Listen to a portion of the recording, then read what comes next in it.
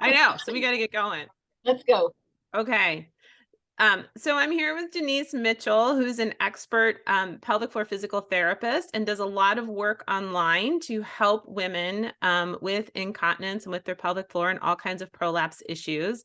And she's going to help us identify the pelvic floor muscles and how to do a correct Kegel contraction. Yes, I'm so excited. So could you just make me co-host so I can share my screen? So basically we're gonna talk about the pelvic floor. We're gonna go over some of the common symptoms with leaking, and we're gonna go over anatomy, and then we're gonna go over the 4 phases briefly of pelvic floor muscle training, how to find your muscles, how to isolate them. And if you see, I have a little yoga mat there. We're going to do an exercise together as well. So the foundation pelvic floor muscle exercise, the pelvic brace, that's what we're going to start off with. So let's jump into it. Thank you so much for your time, Dr. Boyles, and this opportunity. And thank you everybody for being here. So can you see this okay, my screen? Yep, perfect. Okay. So understand that I'm a physical therapist, but I'm not your physical therapist. So this isn't medical information for you specifically. It's meant to help increase awareness and identify when and where to get help. All right. So who is this for? So if you've had a baby, if you're approaching menopause, if you're having leaking, this is for you. So would you like to go from leaking and embarrassment to freedom and confidence? Yes. So we're going to cover a few things today, how having healthy pelvic floor muscles that keep you dry and supported is possible for you. And it's a lot easier than you think. Why doing plain Kegels are not enough for most people, and how to train your pelvic floor muscles to be strong, healthy, and coordinated in just 15 minutes a day. So that is possible. We're going to go over a little roadmap here, go from leaks, and we're going to travel along the road to urine control, where you can jump on a trampoline without fear of leaking. So how fun does that sound? Do any of these sound familiar? So are you tired of pee squirting out when you play with your children or you exercise? Do you wear pads or dark clothing to hide embarrassing pee or poop leaks? Is peasing getting worrisome? So that's where you sneeze and pee at the same time? Is leaking affecting your bedroom life? Many people don't talk about this much, but leaking is quite common during sex. And then are you afraid people can smell your leaks when you're out and about? If any of these resonators sound familiar with you, I hear you, but those are not your real problem. The real problem is that you haven't made the 3 key shifts that we're going to talk about today. So I'm Janice Mitchell. I'm a pelvic health physical therapist. I'm super excited to be here. I started in this field, specializing in the field of pelvic health after the birth of my first son in 1999. And so it is just warming my soul to see how much enthusiasm and interest there is in the field of pelvic health over the last, 3 to 5 years. I think social media has done wonderful things. And then you have wonderful experts like Dr. Boyles sharing her time and energy to help reach people that she may never see in person. And so she and I are truly kindred spirits. I started mrPFM. It's a nonprofit. So I'm on Instagram and YouTube. It's My Pelvic Floor Muscles. And I think we can include those links in the show notes. So that's about me. And are you ready to see the results? So listen to this.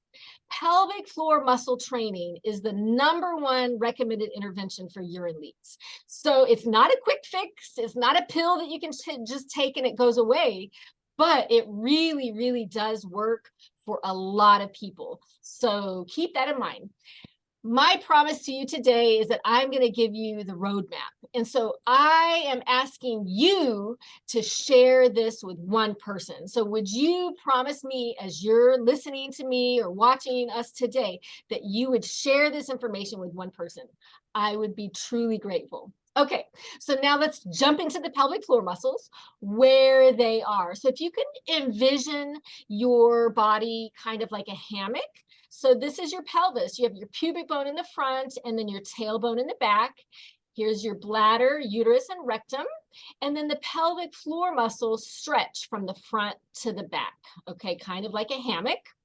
I'm going to stop sharing my screen really quick here. So yes, they are like a hammock, right? They go from the front to the back, but they're also side to side. So many people think that it's just one little Kegel muscle, but your pelvic floor muscles actually connect at the pubic bone, go all the way back to the tailbone, go side to side. Here's the anus. That's where poop and gas come out. Here's the vaginal opening. And then there's a little opening there for pee. So that's a model, and I'm going to jump back into my slides now. And Dr. Boyles, I know I'm talking fast, so just interrupt me if you want me to stop or you have anything to say. Okay, thanks. Okay, so here's another view of female anatomy. So she is cut in half from the front to the back. So here's the belly and the abdominal muscles. That's the pubic bone, tailbone, and the spine, bladder, and the urethral canal. This is where urine comes out. Uterus and the vaginal canal, and the rectum and the anal canal. And I just want to mention, Dr. Boyles, as a mrPFM ambassador and instructor, you have access to all these images. So if you ever wanted to use any of these in your content, I'd be honored. Okay. I just say things as they come to my mind sometimes. Well, I was just admiring your beautiful pictures. So thank you. I had forgotten that. Thank you. Okay, good. So here are the pelvic floor muscles. They connect at the pubic bone and stretch back to the tailbone, kind of like that hammock. Here's the clitoris. So we need to do a webinar on the clitoris someday, and the vulva, and that's the anus. Okay. So this is just a sketch. This is really not reality, exactly how it looks, but I think that this is a nice demonstration. The muscles wrap around each of those outlets. So here's the bladder outlet, the urethra, the vaginal canal, and then the rectal canal. And those muscles control those canals. Here's a bladder blown up. So this is, if you can envision your bladder kind of like a water balloon, as it fills, it expands. This is the outlet where urine comes out. Your pelvic floor muscles wrap around that outlet to help control it, okay? And then you have this muscle here, which is the actual bladder muscle. These muscles are voluntary, meaning we can train and strengthen them. This muscle itself is an involuntary muscle. The detrusor is the bladder muscle. That's involuntary. What needs to happen is that when we cough or sneeze or laugh or jump, we want the pelvic floor muscles to do this and not this, right? We want them to have the power and the strength and the coordination and the support to counteract that force on the bladder. But when we sit down on the toilet, we want the muscles to relax to allow that pee to come out. All right, and then here is an animation of the core. So many times people think that the core is just your stomach muscles or your deep low back muscles, but the pelvic floor muscles are part of the core, and they work with your diaphragm, they work with your abdominal muscles. And so if you see this exercise right now, these muscles are working together in coordination. And that's the exercise that I'm going to teach you. It's a 3-step exercise, and we're going to do it together today. And it's called the pelvic brace. So it's more than just a Kegel, because a Kegel is like a quick squeeze generally, right? Look at everything that's happening here. So we're coordinating the pelvic floor contraction with the diaphragm, with the deep abdominal muscles, and those deep low back muscles. And then here is just another view of the pelvic floor muscles. Those people that think the pelvic floor, which is what I used to think the pelvic floor was just one little Kegel muscle, but no, look at all these beautiful muscles that make up the pelvic floor, and they do different things. So they have different jobs. And so depending on what we're working on, we'll work on different groups of muscles. So you see these muscles that wrap around the anus, those control the poop and the gas, right? And then here's the urethral outlet. So those muscles that surround the urethra are coordinating and controlling that outlet. And then you have muscles that also attach to the clitoris that help with orgasms, and deeper muscles that help with prolapse. So lots of different functions. All right. So the 3 key shifts in this roadmap that I promised you today, because we're going to go from leaks to urine control. Number 1, train the correct muscles. And to do that, we need to identify the muscles. And there's several different ways that we can identify the pelvic floor muscles. One way is you take off your clothes from the waist down, you grab a mirror. I love bathtubs. So it's a private area. Generally, you can go in there and lock the door if you have access to a bathtub. You lean back, your legs are rested, and it's a dry bathtub with this mirror, okay? And you're putting this mirror literally, want to look at this, right? Okay, so what we're looking at, the easiest way, even by research, to see if you're activating the pelvic floor is by looking at the anus. Okay, so I know I just said different pelvic floor muscles do different things, and they do, but when we're starting out, I think identifying the pelvic floor muscle contraction with the anus is one of the easiest ways. So with that mirror, you're looking at the anus, and when it squeezes, you want that anus to pucker up and in, and you relax, and the anus softens. It's not gonna, it shouldn't, it shouldn't look like this. Yeah.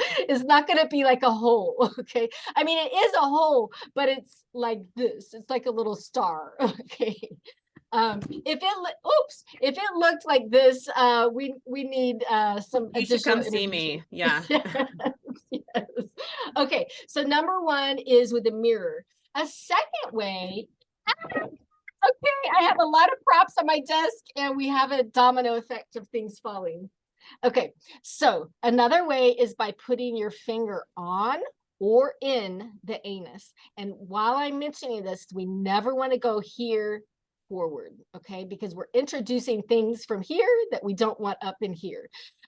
So if you do this, make sure that you wash your hands thoroughly before you went up forward. All right, so if you have your finger on the outside or inside the anus, you're squeezing. Dr. Boyles, you had something to say, it felt like. No. No? Okay. Okay. So you're squeezing, and you want to feel that puckering up and in, and then you relax and the anus softens. Pucker up and in, relax, and the anus softens. Okay. So anus with the mirror, anus with the finger. You could also do the same thing with the vagina. So you could put the finger in the vagina. I'm going to stop sharing one more time here with the vagina, especially if you've had a baby and you have any vaginal laxity. When you put that finger in the vagina, it's easier to put it towards the back side, kind of towards the bottom.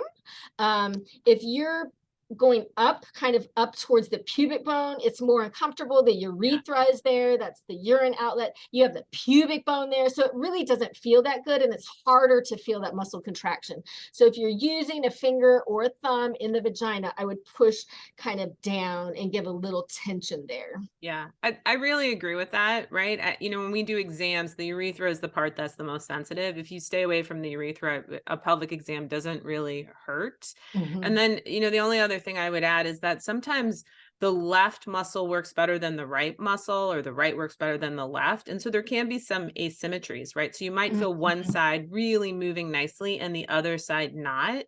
And that's totally possible, right? That could just be based on a birth injury or just the way you're wired. Yes.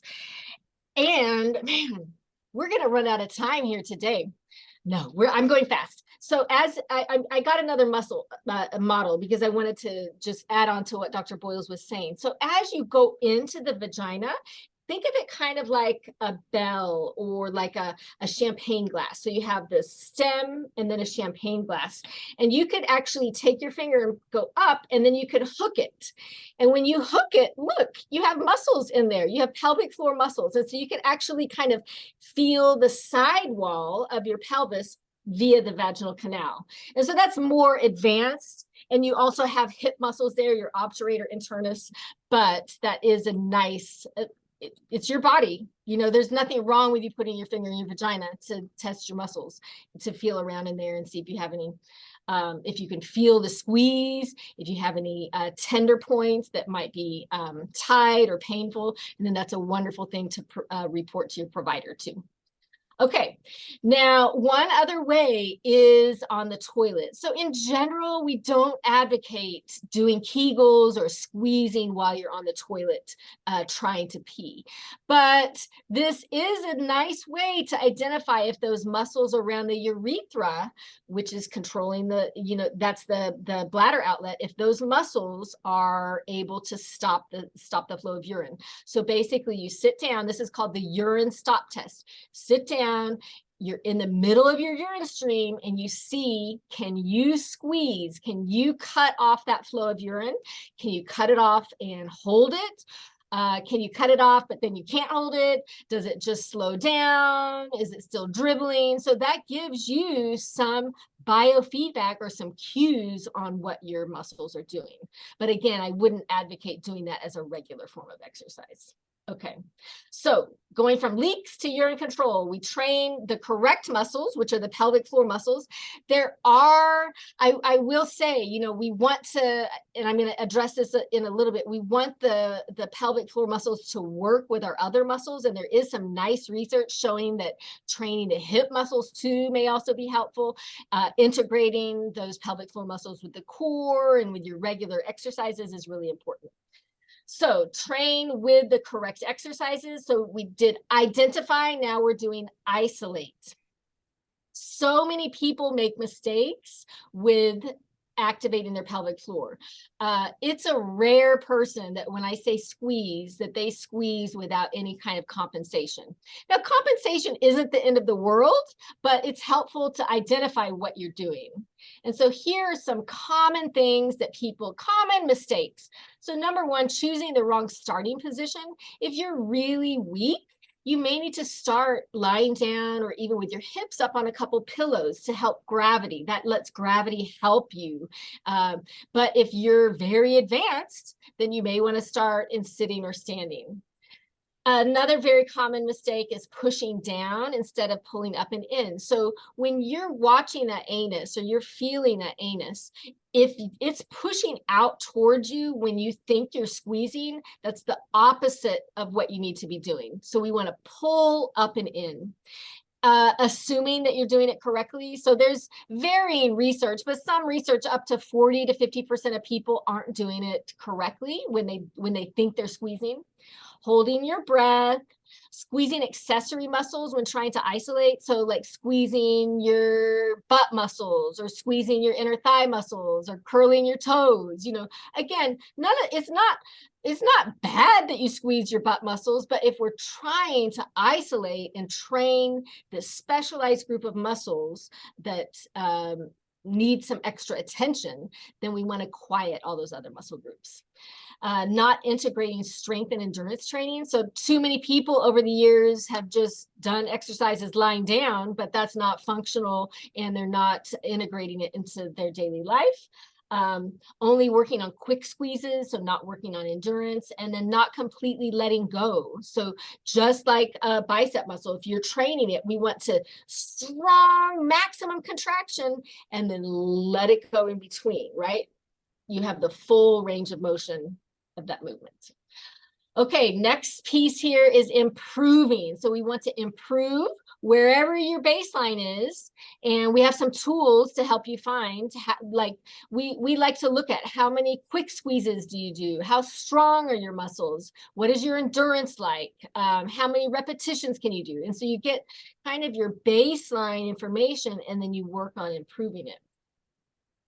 We want the muscles to go from here to here, right? Because a strong, healthy, coordinated, supported muscle is going to be much better to handle the daily life, the daily stressors and things and activities that happen in our lives. So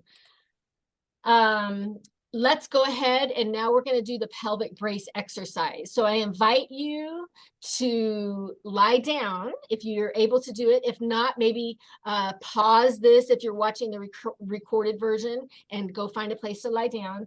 And this is what we're going to be doing. We're going to start off with the diaphragm. Then we're going to add in the diaphragm So basically it's a 3-step exercise. Start with diaphragm, then we do diaphragm and deep abdominals, then we do diaphragm, deep abdominals, and pelvic floor muscles. So I'm going to cue you as we're going through this together. It shouldn't be painful. There shouldn't be any, you shouldn't have any leaking or anything that's happening with this. If you have any symptoms, I would definitely encourage you to stop. And I'm going to stop sharing my screen here and adjust my camera so that we'll be here. Okay, can you see that, Matt? Okay. All right. So lying down, I like to put my feet kind of almost like a little triangle. So my knees are relaxed and my knees are together and my inner thighs are relaxed. Holding it right here creates some tension in the inner thigh and can create some tension in the pelvic floor. So rest those legs and put your hands, have your thumbs kind of find your lower rib cage, and then your fingers are on your belly. And so the first step is you're going to take a deep breath in and exhale. And you're exhaling like you're blowing through a straw. So deep breath in and really let your belly and your rib cage expand as you take that deep breath in. And exhale. That's step one.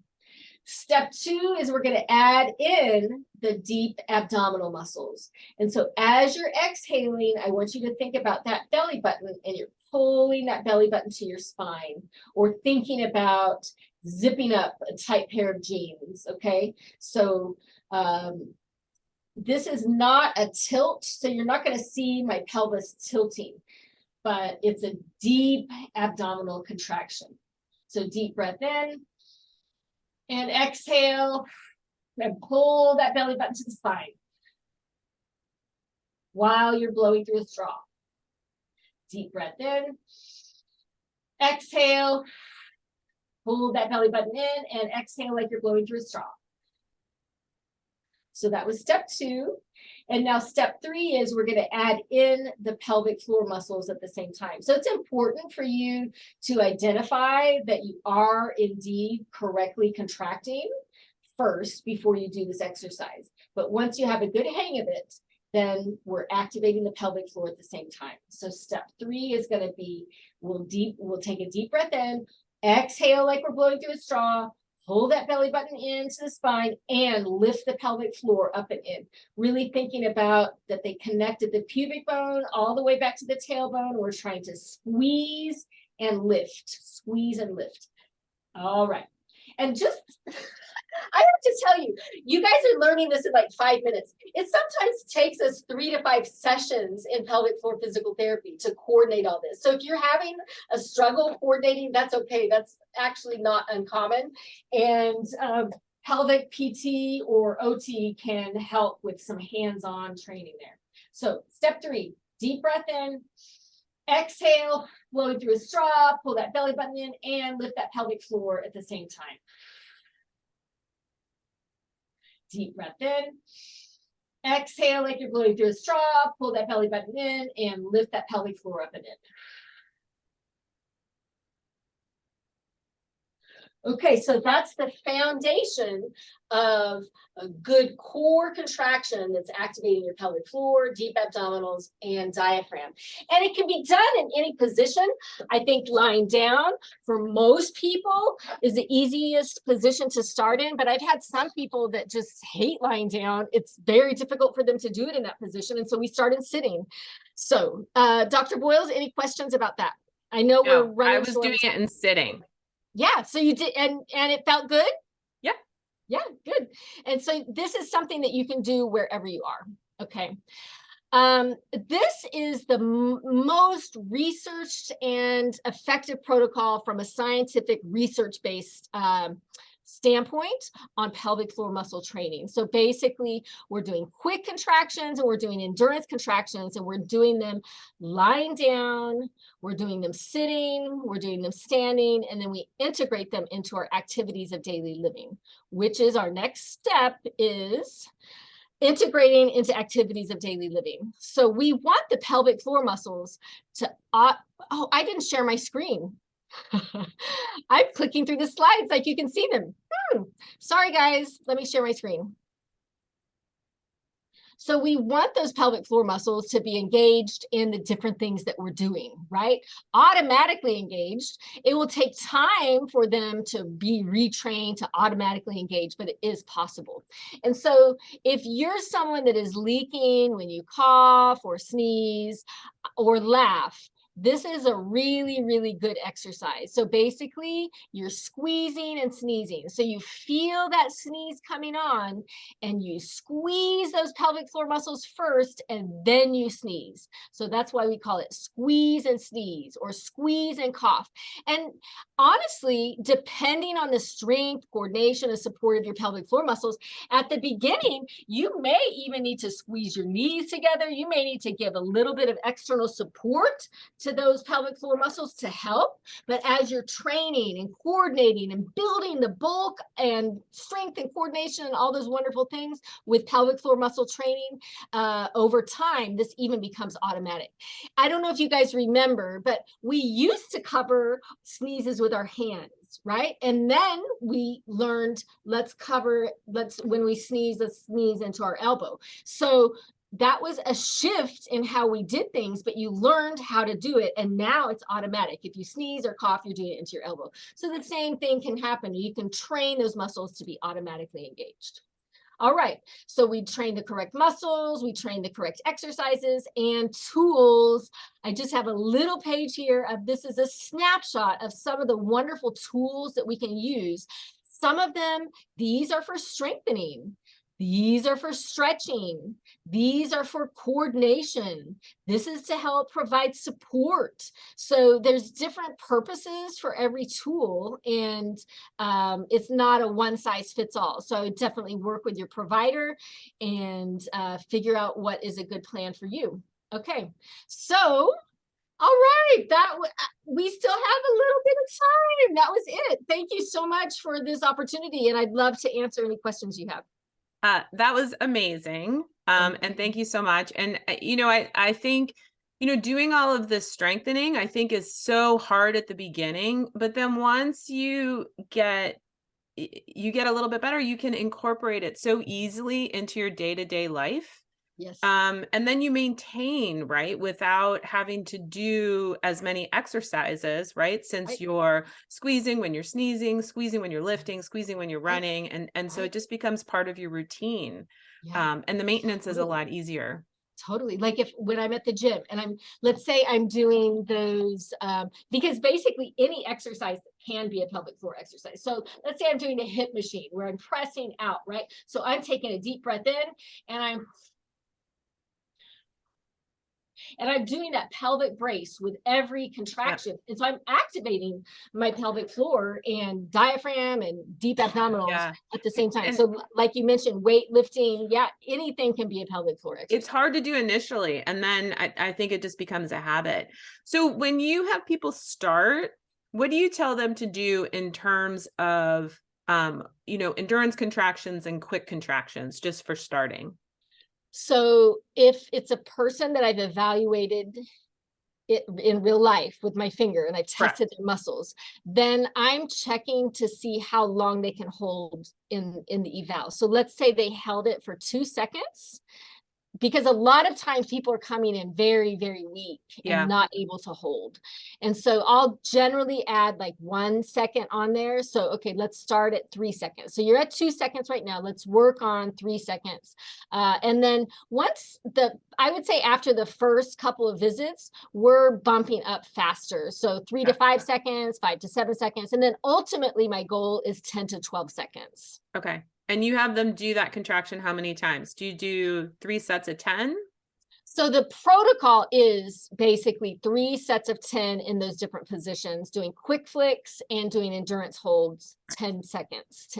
But it will vary based on the person and how much they're fatiguing and how they're doing, because Yeah. that's a lot if you haven't been doing anything and then you jump into, a lot. So ideally, that's where we work them up towards. Yeah. And it sounds so easy, right? I know. 3 sets of 10 of the endurance and the quick flicks, but Yes. It is not. I mean, coordinating, learning that coordination and getting your abdominal muscles right and the breathing right. I mean, it is not easy initially. Yes. So please replay this as often as you need to, Yeah. but that that quick pelvic brace sequence that I just taught to you, like I said, it might take someone multiple visits to work on all that coordination. Yeah. So Well, I just want to thank you for sharing your expertise. I think that you do such a great job of, presenting all of this in a lighthearted, happy, kind of joyful way, rather than a doom and gloom kind of way. And I just so appreciate that. oh, So thank you so much. This has been just a, great primer on how to find your pelvic floor muscles, and how to get started. And the other thing I want to say is I also, I love the way that you encourage women to look at their anatomy and feel their anatomy. I don't think that's something that a lot of us are comfortable with, right? And you have to know how your body works to kind of get forward, and there should be no, shame or reluctance to do that. right. Thank you. I appreciate your words of encouragement and just this opportunity to share. So it's really my privilege to be here. Yeah. Thank you so much. Okay, take care, everybody.